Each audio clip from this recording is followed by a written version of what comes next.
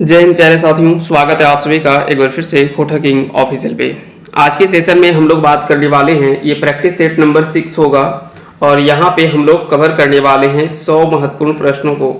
ये जितना भी सिलेबस होगा ये आपके सहायक आचार्य 1 to 5 के सिलेबस के अकॉर्डिंग ये सेट को बनाया गया है। लेकिन ऐसा नहीं है कि अन्य परीक्षाओं के लिए सवाल काम नहीं आएंगे और दूसरे परीक्षाओं के लिए भी यह उपयोगी होने वाला है।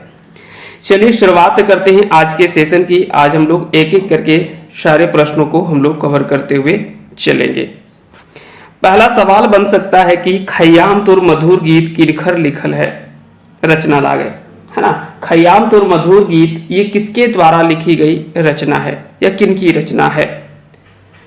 पहले सवाल पे आते हैं तो इसका आंसर क्या हो जाएगा, आंसर हो जाएगा ऑप्शन बी विश्वनाथ नागर। बता दें कि खयाम तुर मधुर गीत यह दरअसल खयाम के रुबाई गजल का खोटा अनुवाद किया गया है और उसको लिखा है, अनुवाद किसने किया है खोटा में, तो विश्वनाथ नागर जी ने इस खोटा में अनुवाद किया है। विश्वनाथ नागर जी की ही एक रचना है, खंड काव्य है जिसका नाम है, कई बार सवाल यह पूछा गया कि सूलक साय, है ना। सूलक साय जो है वो किसके द्वारा लिखा गया खंड काव्य है, तो याद रखिएगा विश्वनाथ नागर ने उस खंड काव्य को लिखा है। जबकि वहीं अगर बात करें शिवनाथ परमाणिक की, तो शिवनाथ परमाणिक के भी कुछ रचनाएं हैं जिनके बारे में आपको जरूर याद रखनी चाहिए। जैसे कि सबसे पहले तो एक आपको खंड काव्य का नाम बताते हैं जो कि काफी ज्यादा चर्चित है और बार बार सवाल भी पूछा जाता है, दामोदरे कोराएं। दामोदरे कोराएं जो खंड काव्य है वो शिवनाथ परमाणिक के द्वारा ही लिखा गया है ना। यहां से भी सवाल पूछता है। इसके अलावे अगर बात करें श्याम सुंदर महतो, श्याम के द्वारा एक खंड काव्य लिखा गया है, उसका नाम है मुक्तिक डहर। मुक्तिक डहर खंड काव्य को भी इन्हीं के द्वारा लिखा गया है। चलिए आगे बढ़ते हैं, आते हैं अगले सवाल पे। तो इसका आंसर क्या हो जाएगा, आंसर हो जाएगा ऑप्शन बी खयाम तुर मधुर गीत विश्वनाथ नागर जी की रचना है। अगला सवाल है कि रमणिका गुप्ता के रचना लागे, इनमें से कौन सी रचना रमणिका गुप्ता के द्वारा लिखा गया है, तो इसका आंसर हो जाएगा बोनेक बोल। क्योंकि मुक्तिक डहर अभी हम थोड़ी देर पहले चर्चा किए थे, श्याम सुंदर महतो श्याम के द्वारा लिखा गया है। वही एक रचना है मारा फारी। मारा फारी की अगर बात करें कि मारा फारी किसके द्वारा लिखा गया है, तो मारा फारी क्या है, एक खंड काव्य है, यह जनार्दन गोस्वामी के द्वारा लिखा गया है। जबकि घर एक बात की अगर बात करें तो इसे रामकुमार तिवारी के द्वारा लिखा गया है। अगला सवाल है रामकुमार तिवारी के लिखल रचना लागे। रामकुमार तिवारी के लिखल रचना लागे, तो इसका आंसर हो जाएगा घर एक बात। क्या हो जाएगा, घर एक बात। तो उम्मीद करते हैं कि यहां से ये सारी चीजें आपको अच्छे से समझ में आ रही होंगी। आगे बढ़ते हैं, अगले सवाल पे आते हैं। अगला सवाल है कि कौन श्रीनिवास पानुरी के रचना नाय लागे। तो देखिए राम कथामृत तो आपको पता है कि यह एक खंड काव्य है ना, यह एक खंड काव्य है। रक्ते रांगल पंखा ये कहानी संग्रह है, ये क्या है, ये कहानी संग्रह है। और राम अग्नि परीक्षा यह भी जो वो पानुरी जी के द्वारा ही लिखी गई रचना है। तो यहां तक तो आपको अच्छे से समझ में आ गया होगा कि ये सारी रचनाएं जो वो पानुरी जी की रचना है। जबकि अगर बात करें ओंगठा, है ना, ओंगठा की अगर बात करें तो यह एक खंड काव्य है और इसको लिखा है महेंद्र नाथ गोस्वामी सुधाकर ने। तो इसका आंसर क्या हो जाएगा, गलत आंसर है डी, है ना, क्योंकि ये पानुरी जी की रचना नहीं है, यह महेंद्र नाथ गोस्वामी की रचना है। अगला सवाल है कि कौन महेंद्र नाथ गोस्वामी सुधाकर की रचना लागे। इनमें से कौन सी रचना महेंद्र नाथ गोस्वामी सुधाकर की रचना है, तो इसका आंसर हो जाएगा ओंगठा, यानी ऑप्शन सी इसका सही आंसर हो जाएगा। ओंगठा रचना जो है वो महेंद्र नाथ गोस्वामी जी की रचना है और यह एक खंड काव्य है। दो डायर जिरहुल फूल के संपादक मंडल में शामिल नायहत, इनमें से कौन से संपादक मंडल में सदस्य के रूप में शामिल नहीं है, तो इसका आंसर हो जाएगा पानुरी जी। ऑप्शन ए इसका सही आंसर हो जाएगा। अगले सवाल पे आते हैं, खोटा में कुल व्यंजन वर्ण के संख्या कैगो है, तो 29 वर्ण है, व्यंजन वर्णों की संख्या है, जबकि 8 स्वर वर्ण है ना, 8 स्वर वर्ण है और 29 व्यंजन वर्ण है। अगले सवाल पे आ जाते हैं, क्वेश्चन नंबर 8। सवाल कहता है कि कौन खोठाएं उखरवल नाय गेल है, यानी खोटा के दृष्टिकोण से कौन सा शब्द जो वो गलत लिखा गया है? तो दुर्बल ठीक है, दर्शन ठीक है, पटतर ठीक लिखा हुआ है, निर्मल गलत लिखा हुआ है। अगर खोटा के आधार पे हमें निर्मल लिखना हो तो हम इस प्रकार से निर्मल लिखेंगे, है ना।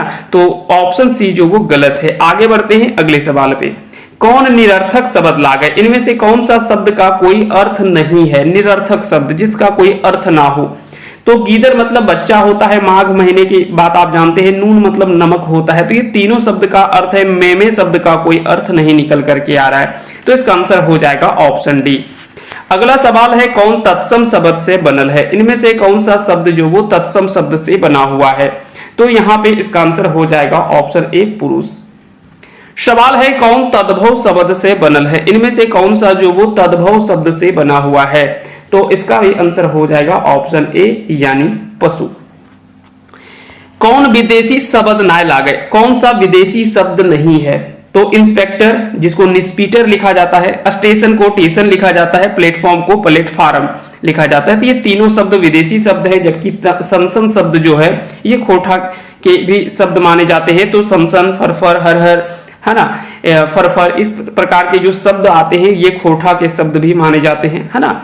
तो याद रखिएगा ऑप्शन सी जो वो ये विदेशी शब्द नहीं है यानी सनसन। अगले सवाल पे आते हैं कौन महाप्राण ध्वनि ना लागे? अब अल्प प्राण और महाप्राण ध्वनि के बारे में आपने सीखा होगा। प्रत्येक वर्ग का पहला, तीसरा और पांचवा जो वर्ण होता है ना, पहला, तीसरा और पांचवा, ये तीनों वर्ण जो होते हैं प्रत्येक वर्ग का, चाहे वो क वर्ग हो, च वर्ग हो, ट वर्ग हो, त वर्ग हो, प वर्ग हो, जो भी हो, प्रत्येक वर्ग का पहला, तीसरा और पांचवा वर्ण जो होता है ये अल्प प्राण कहलाता है।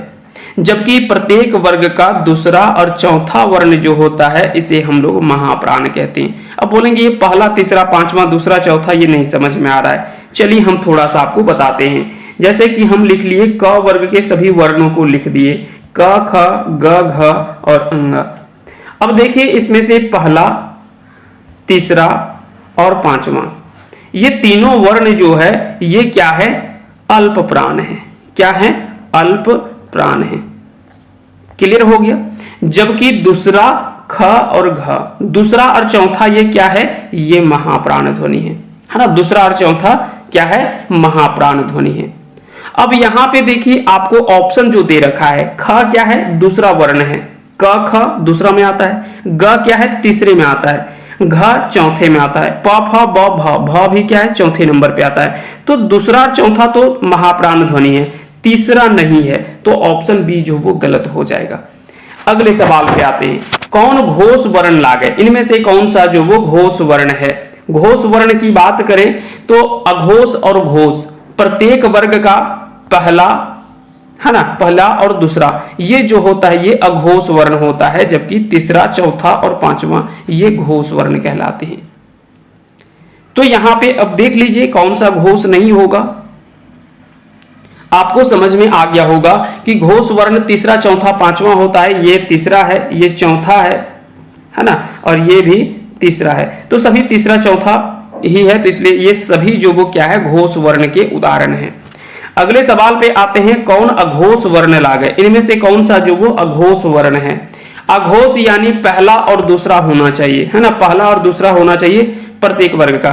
तो क तो पहला वर्ण है, च छ ज झ, झ जो वो चौथा वर्ण है, च छ ज, ज जो वो तीसरा वर्ण है।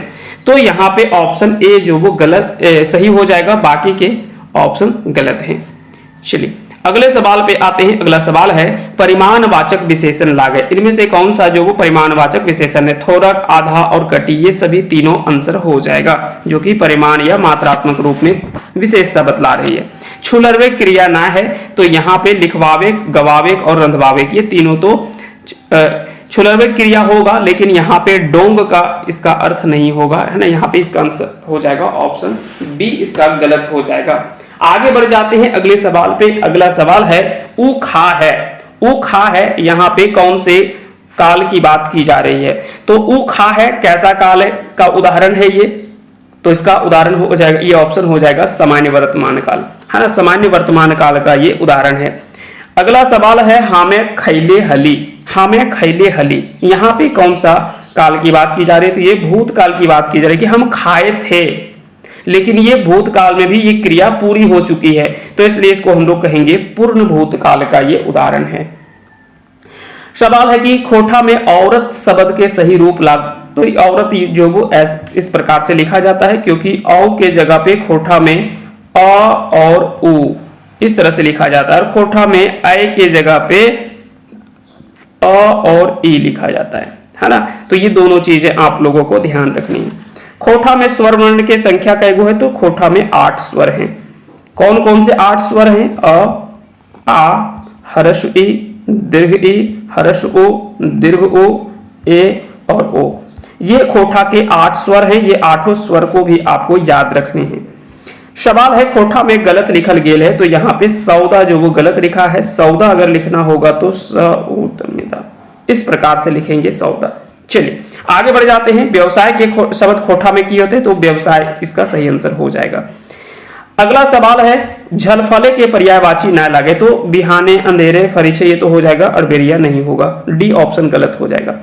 नाटा के पर्यायवाची ना लगे, तो ठुरका, बितना, बौना हो जाएगा, ढांगा नहीं होता है ना। ढांगा मतलब होता है बड़ा या विस्तृत क्षेत्र में, है ना। ये नाटा का टेपा पर्यायवाची भी होता है, बहुत सारे शब्द इसका है। ढेमना भी होता है, टेपा होता है नाटा का पर्यायवाची, जबकि ढांगा का अर्थ होता है बड़ा क्षेत्र या विस्तृत क्षेत्र में फैला हुआ।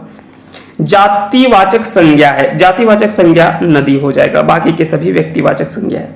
समूह व गोठवाचक संज्ञा नाय लागे, तो गोरखिया यहाँ पे बात करें तो गोरखिया जातिवाचक संज्ञा है, ये समूह या गोठवाचक संज्ञा नहीं है। बाकी के सारे ऑप्शन जो वो ये गोठवाचक संज्ञा का उदाहरण है। आगे बढ़ जाते हैं, अगले सवाल पे आते हैं। अगला सवाल है कि भाववाचक संज्ञा नाय लागे, इनमें से कौन सा जो वो भाववाचक संज्ञा के उदाहरण नहीं है, तो यहाँ पे ऑप्शन ए इसका सही आंसर हो जाएगा। आगे बढ़ते हैं, अगले सवालों पे आते हैं। अगला सवाल आपसे पूछा गया है कि आपन गांव में कुकुर बरियार, आपन गांव में कुत्ता भी बलियार, बरियार मतलब क्या होता है? बलवान होता है। कहता है कि अपने गांव में कुत्ता भी बलवान होता है। यहाँ पे आपन कैसा शब्द है, तो ये निजवाचक संज्ञा का उदाहरण है ना। निजवाचक सर्वनाम, माफ करिएगा, निजवाचक सर्वनाम का ये उदाहरण है। अगले सवाल पे आते हैं। अगला सवाल है कि तोर की नाम लागे, तोर की नाम लगे यहाँ पे किस प्रकार का सर्वनाम है, तो ये प्रश्नवाचक सर्वनाम का ये उदाहरण है। तो इसका आंसर क्या हो जाएगा? आंसर हो जाएगा ऑप्शन ए इसका सही आंसर हो जाएगा। अगला सवाल है कि कुछ रांध में कुछ लागे सर्वनाम, तो यहाँ पे कुछ रांध, कुछ रांध में यहाँ पे कुछ कैसा सर्वनाम है, तो ये अनठेकान वाचक या तो फिर कह सकते हैं कि अनठेकान मतलब अनिश्चयवाचक सर्वनाम की बात कर सकते हैं, है ना, जो कि हमको नहीं पता है कि कुछ में क्या आएगा, तो ये अनिश्चय है, कुछ भी बन सकता है उसमें, है ना।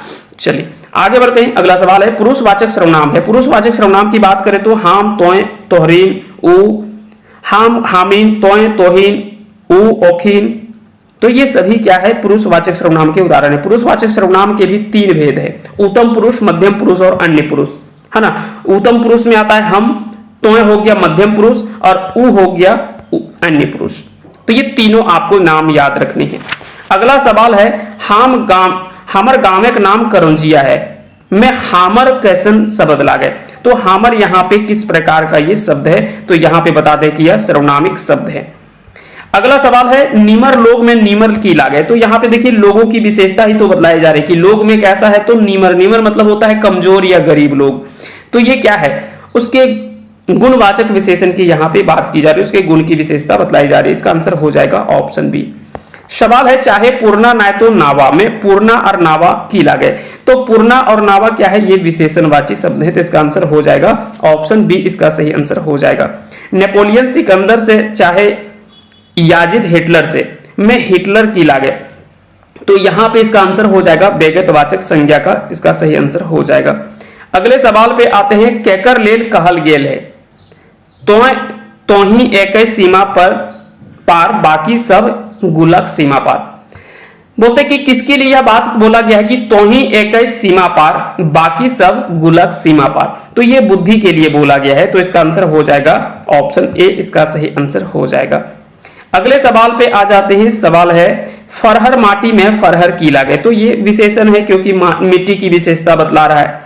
चलिए अगले सवाल पे आते हैं। स्वागत किनखर लिखल कविता लागे, तो स्वागत कविता जो वो ए के झा जी के द्वारा लिखी गई है।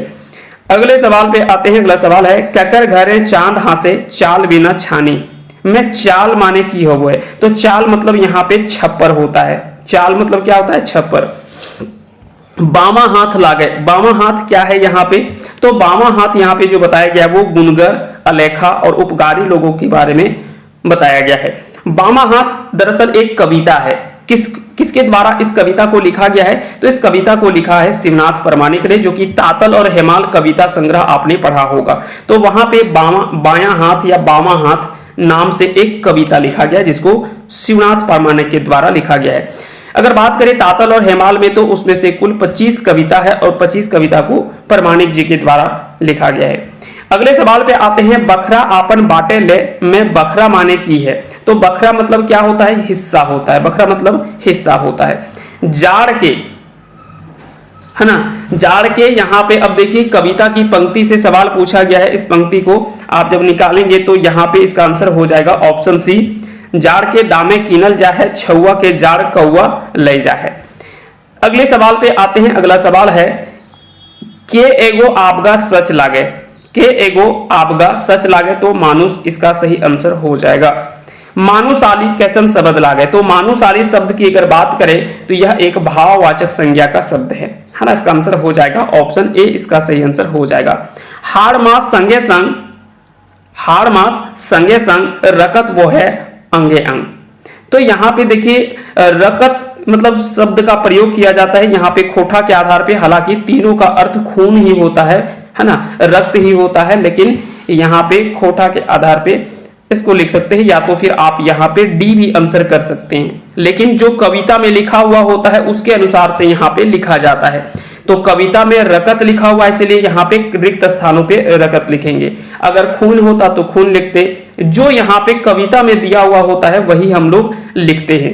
तो इसका आंसर क्या हो जाएगा? आंसर हो जाएगा ऑप्शन ए। अगला सवाल है के कहले बैरा रहे थी 12 बाती। इनमें से किसके द्वारा यह बात जो वो कहा गया? तो परितोष कुमार प्रजापति के द्वारा बोला गया है कि बैरा रहे थे 12 बाती। मतलब कहने का तात्पर्य क्या है कि ऐसा नहीं कि जब भूख लगे तभी हम खाने के बारे में सोचे, उसके पहले में भी हमें विचार करना चाहिए ताकि जब तक भूख लगे मेरा खाना रेडी हो जाए। ऐसा नहीं कि भूख लगे, पूरा जोर से भूख लग गया, उसके बाद हम सोचे कि चलो अब कुछ खाना बनाने का प्रयास करना चाहिए, कुछ जुगाड़ होना चाहिए। अब जब तक खाने की व्यवस्था करेंगे तब तक बहुत देर हो जाएगा। ठीक उसी प्रकार से कहता है कि अंधेरा होने से पहले आप लाइट जला लीजिए, नहीं तो अंधेरा हो जाएगा। खुद खोजते चलिएगा कि कहाँ लाइट है, कहाँ है, जलाएंगे। इसीलिए बोला गया कि बैरा रहे थे 12 बाती, कि समय रहते हुए ही हमें सब कुछ कार्य कर लेना चाहिए ताकि बाद में पछताना नहीं पड़े। अभी समय है पढ़ने का तो हमें पढ़ लेना चाहिए, इधर उधर घूम फिर करके हमें समय बेकार में नहीं बिताना चाहिए। पूर्वकालिक क्रिया के प्रत्यय ना लागे। इनमें से कौन सा जो वो पूर्वकालिक क्रिया के उदाहरण नहीं है? तो खाए के, काट के और टायर के। तो लागे यहां पे होना चाहिए, पूर्वकालिक क्रिया के उदाहरण प्रत्यय लागे।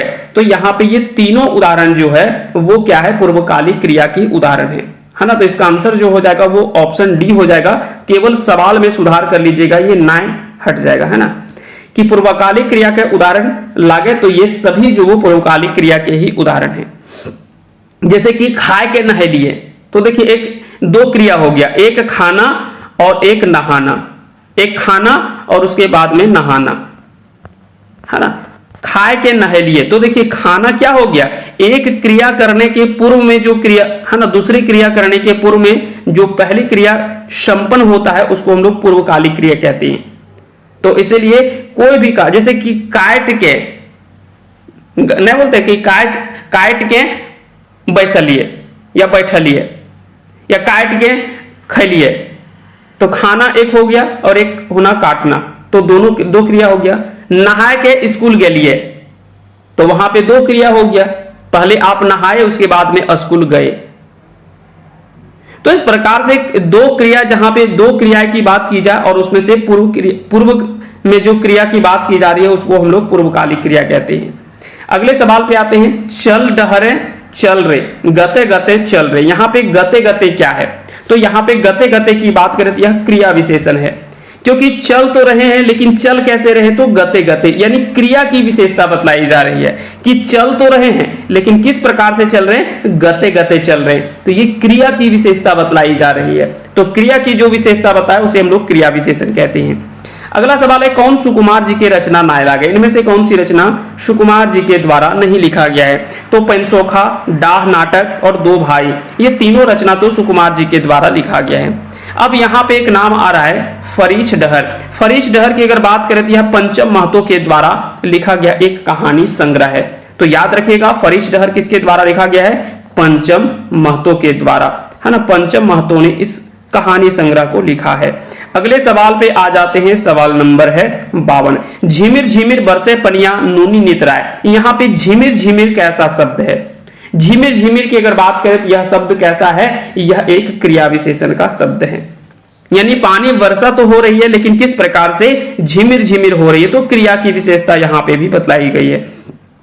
नितराय के पर्यायवाची होते हैं, तो नितराय के पर्यायवाची होते हैं हुल्स, है ना। चलिए अगले सवाल पे आते हैं। नूनी नितराय मतलब क्या होता है? खुशी होना, और हुल्से मतलब भी खुशी ही होना होता है ना। दोनों का अर्थ खुशी होना होता है।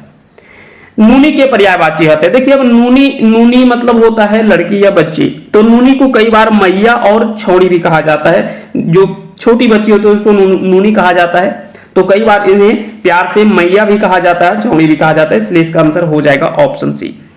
कौन सकर्मक क्रिया नाय लागे? अगर बात करें सकर्मक क्रिया की, इनमें से कौन सा सकर्मक क्रिया नहीं है? तो ये तीनों जो वो सकर्मक क्रिया का उदाहरण नहीं है। तो इसका आंसर हो जाएगा ऑप्शन डी। गगायक लागे, गगायक क्या है? यह कैसा शब्द है? तो बता दें यह एक अकर्मक क्रिया का शब्द है। अकारण में उपसर्ग लागल है, वो अकारण में कौन सा उपसर्ग लगा हुआ है? तो अ उपसर्ग लगा हुआ है। 57 का आंसर ए हो जाएगा। आकार में अ क्या है? आकार में आ क्या है? तो यह एक उपसर्ग है। क्या है? उपसर्ग है। जब शब्द के आगे जुड़े तो वो उपसर्ग कहलाएगा, जब वो पीछे जुड़े तो वो क्या कहलाएगा? प्रत्यय कहलाएगा, है ना, प्रत्यय कहलाएगा। और आगे जुड़े तो वो क्या कहलाता है? वो उपसर्ग कहलाता है। ये दोनों चीजें आपको ध्यान रखनी है। किसी भी शब्द के आगे में जुड़ करके उसके अर्थ को बदला जाए या बदलने का प्रयास किया जाए या बदल जाता है तो उसे हम लोग उपसर्ग कहते हैं। और किसी भी शब्द के पीछे जुड़ करके उस शब्द के अर्थ को बदल दे तो उसे हम लोग प्रत्यय कहते हैं। छोलनी में नी की लागे, तो नी प्रत्यय है क्योंकि शब्द के बाद में जुड़ा हुआ है। तो इसका आंसर हो जाएगा ऑप्शन ए। कारक के भेद लागे, कारक के कुल कितने भेद हैं? तो 8 भेद हैं। आपने पढ़ा होगा, कर्ता कारक, कर्म कारक, करण कारक, अपादान, संप्रदान, संबोधन, है ना। ये सभी कारक के बारे में आपने पढ़ा होगा। चलिए आगे बढ़ जाते हैं, अगले सवाल पे आते हैं। अगला सवाल है, लागिन कौन कारक के विभक्ति चिन्ह लागे? लागिन, ले, लाए, लागिन, ये सभी क्या है? संप्रदान कारक के विभक्ति चिन्ह है। तो इसका आंसर हो जाएगा ऑप्शन डी। सवाल है, हाम कौन कारक के एक वचन रूप लागे? हाम जो है वो किस कारक का एक वचन रूप है? तो आपको पता होगा, हाम, हामिन, ये दोनों क्या है? कर्ता कारक के उदाहरण है ना। तो इसका आंसर हो जाएगा ऑप्शन ए। छुरी में कारक लागल है। अब देखिए छुरी क्या है, किसके रूप में हम लोग प्रयोग करते हैं? नहीं बोलते हैं कि छुरी से आम काट ले, छुरी से आलू काट ले। तो छुरी से यहां पे किस रूप में है? तो एक उपकरण के रूप में छुरी का प्रयोग किया गया है। किस रूप में? उपकरण के रूप में। और उपकरण में देखिए करण कारक छुपा हुआ है ना। उपकरण में करण कारक है और ये करण कारक का उदाहरण होगा। यानी देखिए किसी भी क्रिया को करने के लिए जिस उपकरण या साधन का प्रयोग किया जाता है उसे हम लोग करण कारक कहते हैं, है ना। तो इसलिए इसका आंसर क्या हो जाएगा? ऑप्शन सी हो जाएगा।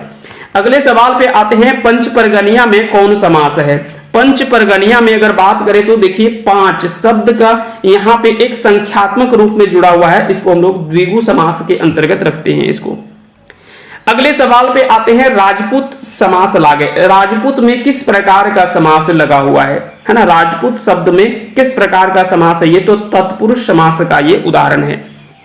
ठीक है, तत्पुरुष समास का ये उदाहरण है। खोटा में आपको समास के अन्य नाम से भी कई बार सवाल पूछे जाते हैं कि किस समास को किस नाम से जाना जाता है। यहां से भी कई बार सवाल पूछा गया है और आप उसे जरूर याद रखिएगा, है ना। किसे हम लोग पेशवाड़ी समास किसे कहते हैं, किसे हम लोग अड़सरिया समास कहते हैं, किसे हम लोग अड़गाही समास कहते हैं, किसे पटतरिया समास कहते हैं, किसे पेछुआड़ी समास कहते हैं, ये किसे आग संख्या समास कहते हैं। ये सभी नाम आपको याद रखने होंगे, क्योंकि तत्पुरुष, बहुव्रीहि, कर्मधारय ये नाम तो हिंदी में ज्यादा प्रचलित हैं, लेकिन खोटा में इनके नाम अलग अलग आते हैं, इसलिए वहां पे आपको ध्यान रखना होगा। और यहां से सवाल भी पिछली परीक्षाओं में पूछे गए हैं।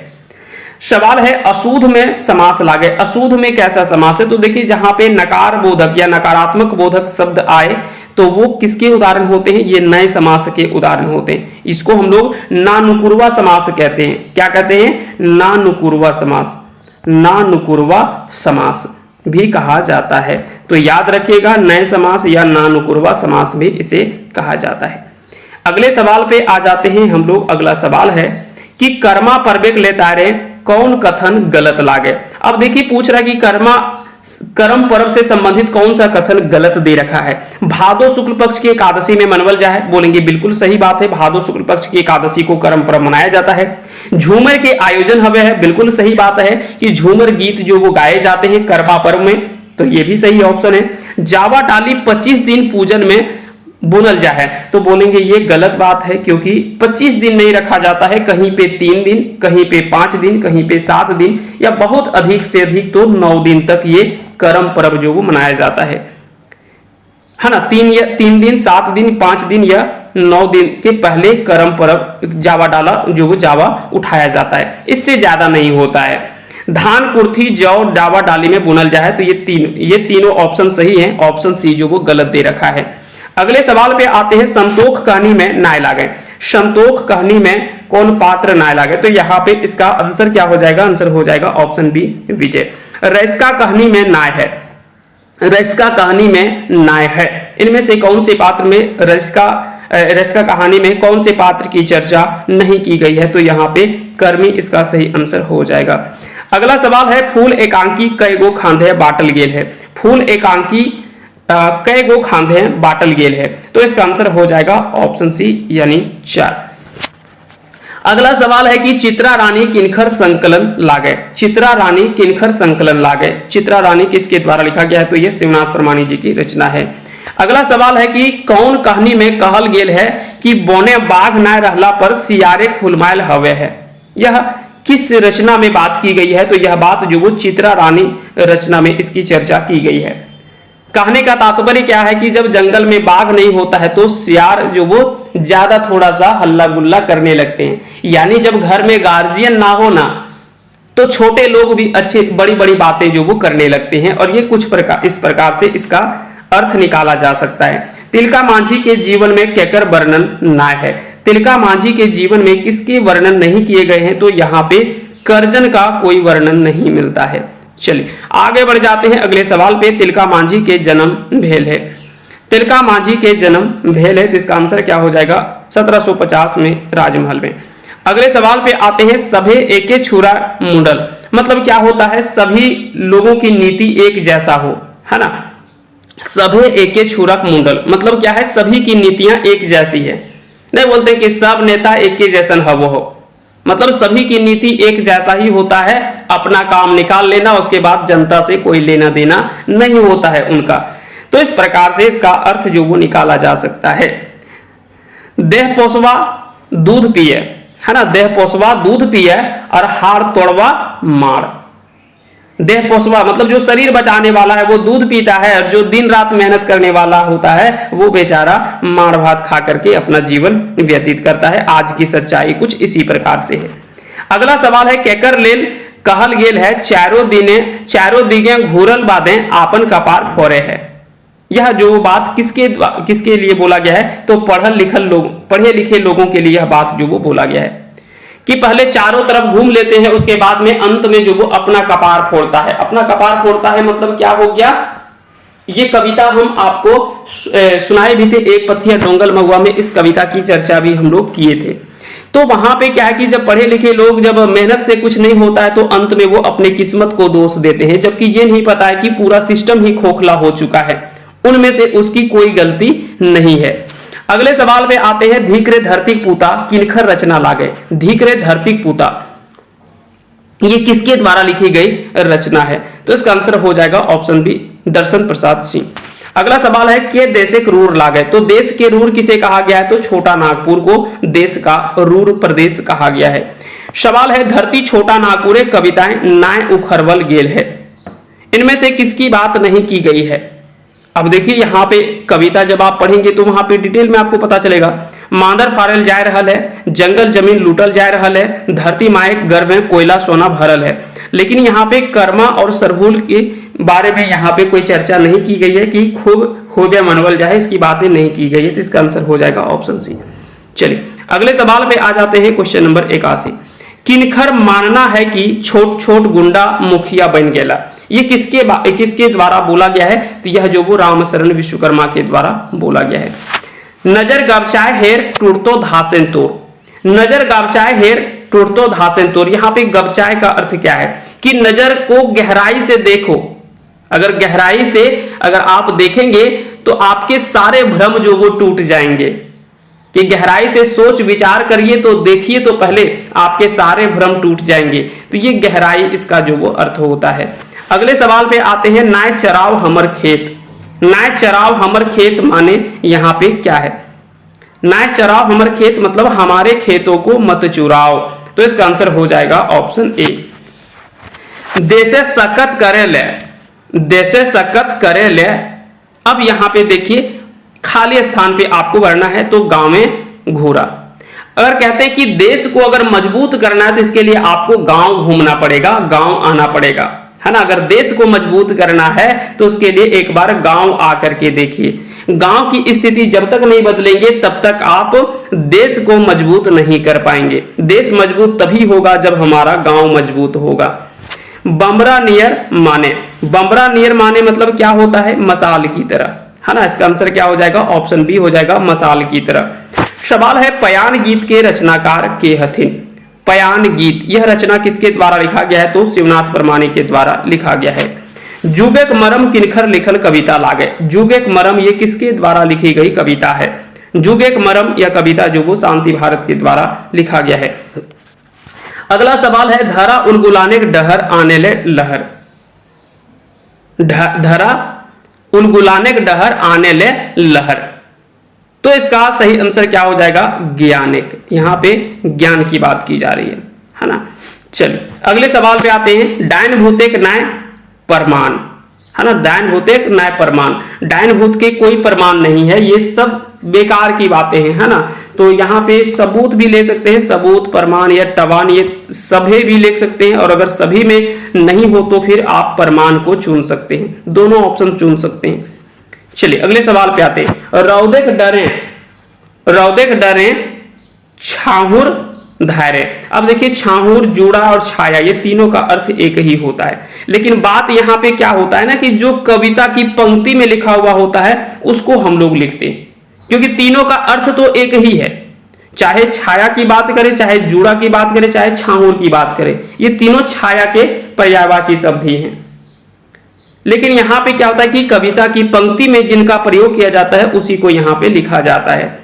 चलिए आगे बढ़ते हैं, अगले सवाल पे आते हैं, कखन हतक भोर के कविहत, कखन हतक भोर इस कविता को किसके द्वारा लिखा गया है, तो प्रदीप कुमार दीपक के द्वारा इस कविता को लिखा गया है।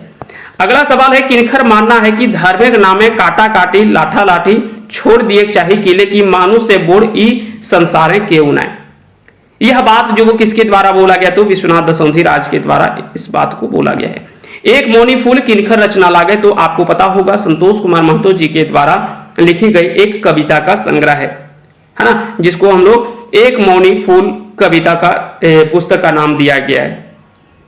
क्लियर हो गया। अगले सवाल पे आते हैं, एक मौनी फूल के प्रकाशन भेले, एक मौनी फूल पुस्तक का प्रकाशन कब हुआ, तो इसका प्रकाशन कब होता है, 1988 में इसका प्रकाशन जो वो होता है। चलिए अगले सवाल पे आ जाते हैं। अगला सवाल है, जंदे जाहो तंदे कखन हतक। अब देखिए जंदे जाहो तंदे, खाली स्थान पे आपको भरना है, जंदे जाहो तंदे अंधार कखन हतक भोर, क्योंकि यहाँ पे रिक्त स्थान पे दिया है तो यहाँ पे हो जाएगा अंधार। जने जाहो कि जिधर जाते हैं उधर ही अंधेरा छाया हुआ है, कखन हतक भोर, तो ये कविता का नाम ही है कखन हतक भोर, कि कब वो सवेरा आएगा जब लोगों के अंदर में वो खुशहाली भरा दिन देखने को मिलेगा। मातृभाषा का मान राख मुंह खोल तनी। अब यहां पे खाली स्थान पे दिया हुआ है कि खाली स्थान पे क्या होगा। मातृभाषा का मान रख मुंह खोल तनी मीता, यहां पे क्या हो जाएगा, मीता हो जाएगा। कहता है कि मातृभाषा का मान रखने के लिए आपको मुंह खोलना होगा साथी। तो मीता मतलब क्या होता है, साथी ही होता है ना। अब देखिए यहाँ पे सब का अर्थ तो वही निकल रहा है, सहिया, फूल, संगी, मिता, सब एक ही जैसे शब्द हैं। लेकिन बात है यहाँ पे जो कविता में जिस शब्द का प्रयोग किया गया वो शब्द यहाँ पे आपको लिखना है। अंगना कादा करा मुहावरा का माने हवे है। अंगना कादा करा मतलब बार बार आना, इसका आंसर हो जाएगा ऑप्शन बी। एक पूता सरग मुता मुहावरा का माने किए हुए तो इकलौती संतान का बिगड़ेल स्वभाव होता है। अगला सवाल है आग पानी करा मतलब भोजन पानी की व्यवस्था में लग जाना, इसी को हम लोग आग पानी कहते हैं, आग पानी करा। पेटे लाए तुम्हारे एक मुहावरा माने की हवे है। तो इसका आंसर आप कमेंट बॉक्स में हमें लिख दीजिएगा, पेटे लाए तुम्हारे एक मुहावरा का सही अर्थ क्या होगा। और उम्मीद करते हैं कि आज का यह सेशन आप सभी को अच्छा लगा होगा। बाकी के किसी तरह से कोई डाउट रह जाता है तो आप इस नंबर पे हमें कांटेक्ट कर सकते हैं 9708305319। बाकी के हमारे एप्लीकेशन में सारे क्लासेस चल रहे हैं, है ना। खोटा किंग ऑफिशियल एप्लीकेशन से आप टेलीग्राम में लिंक दिया हुआ है डिस्क्रिप्शन में, इस वीडियो के डिस्क्रिप्शन में भी ऐप का लिंक दिया हुआ है, आप उसे डाउनलोड करके आप वहां पे चाहे तो अपने मनचाहे कोर्सेज को ज्वाइन भी कर सकते हैं। बाकी की डिटेल जानकारी आप इस नंबर पे हमें कांटेक्ट कर सकते हैं 9708305319 पे। चलिए फिलहाल के लिए इतना ही, मिलते हैं अगले सेशन में, तब तक के लिए आप सभी को बहुत बहुत धन्यवाद।